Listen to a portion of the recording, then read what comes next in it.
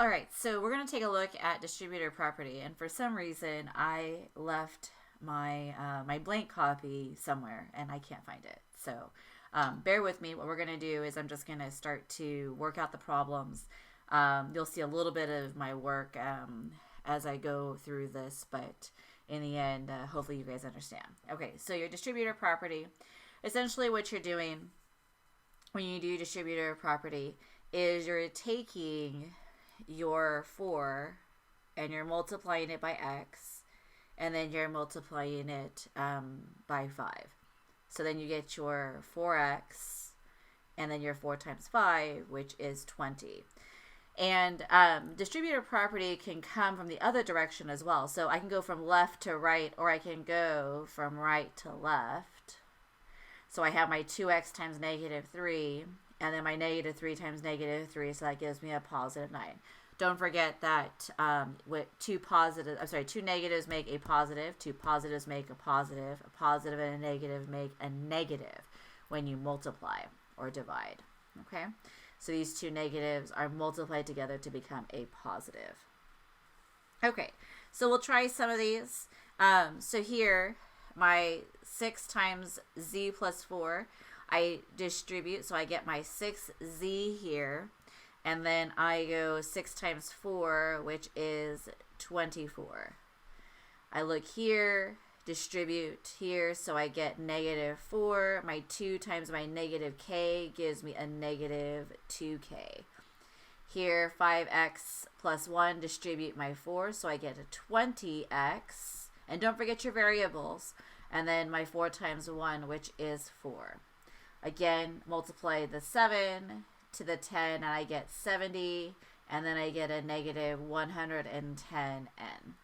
Okay, and then here, we're going to go ahead and we're going to skip these ones that have, write the fraction as a sum or difference, because that gets into something called factoring, and we'll do that a little bit later.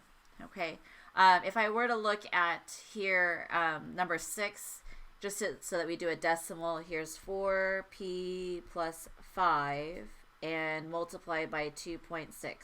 So I'll take my 2.6 times 4, so we'll do it off to the side, 2.6 times 4, so I get 4, 2, 8, add 2, I get 10. There's one decimal point, so it's 10.4, so 10.4p. And then I have to take my 2.6 and multiply by 5. Oops. So again, 0, 3, 10, 13. And it's 13.0. You can just write it as 13. You don't have to put the decimal spot.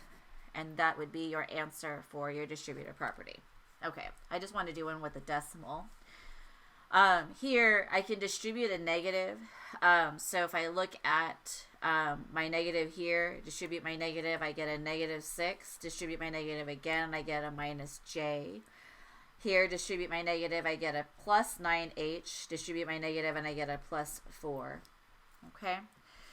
So now, let's go ahead. I'm going to switch pages here, flip this over. And I'm going to look at combining like terms here.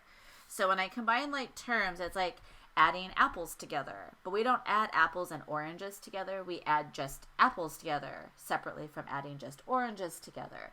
So what we're going to look at is, here I've got x and x, so 16 plus 12 is what I'm adding together, and then everybody is multiplied by x, so then that gives me 28x. Here, my negative 4p and my 6p, I have negative 4 plus 6, and everybody has a p, so then that gives me a 2p in the end. So that's what I'm doing. I'm combining like terms here. Okay. I can do it with squareds here, so I have both of them have k squared in there. I'm not combining a k and a k squared. I'm just combining 2k squareds here. So I have a negative 9 minus 5, and then everybody is k squared. So negative 9 minus 5 is a negative 14 and a k squared. Okay, and that is combining your like terms. And what I want you guys to do now is I want you guys to go ahead and pause the video, and then I want you guys to try some problems on your own. Okay, and then unpause the video and then I want you guys to check your answers to those questions.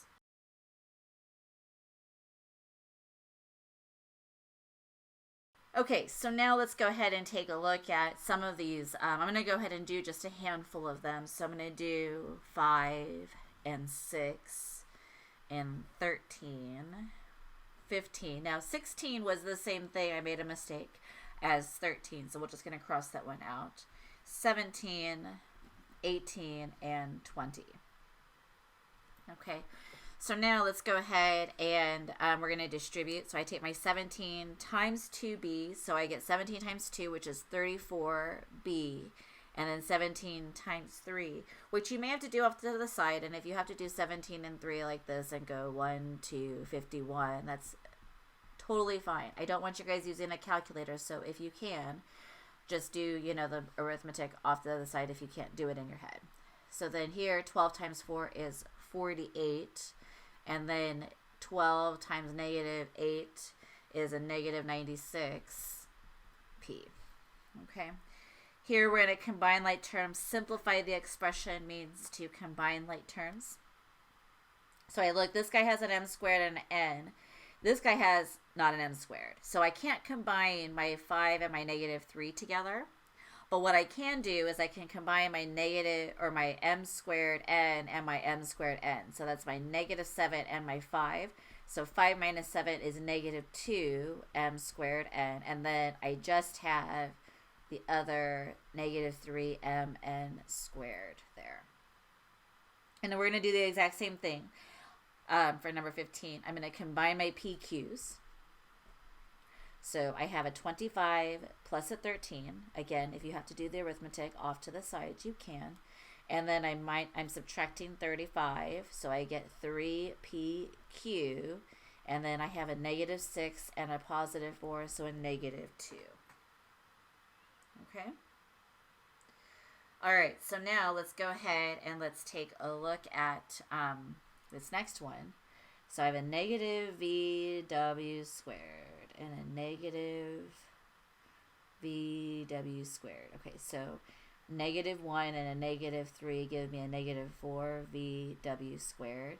I have a regular VW, no other regular VWs. So I have a plus VW, and then I have a negative V squared W and a positive 2V squared W. So negative 1 and a positive 2 give me a positive 1 V squared W. Okay. Here to simplify, I have to distribute first, and then I will combine like terms. So I take my 3 times my x, and I get 3x. 3 times my 4, and I get 12. 2 times my 5x gives me a 10x, and then 2 times 2, which gives me a 4. So I can combine my x's together and get 13x, and then I have my 12 and my 4, which give me a 16. Here, 5 times 5 is 25. 5 times t is 5t. This gives me a negative 3t and a positive 18. 2 negatives again make a positive. So then I have a 5 and a 3, so I get a 2t, and then a 25 and an 18 together. And again, sometimes you guys have to do it off to the side. So, 5 and 8 give me 3, so that gives me a 43. Okay. Hopefully that makes sense. And then you should be able to move on to the next section.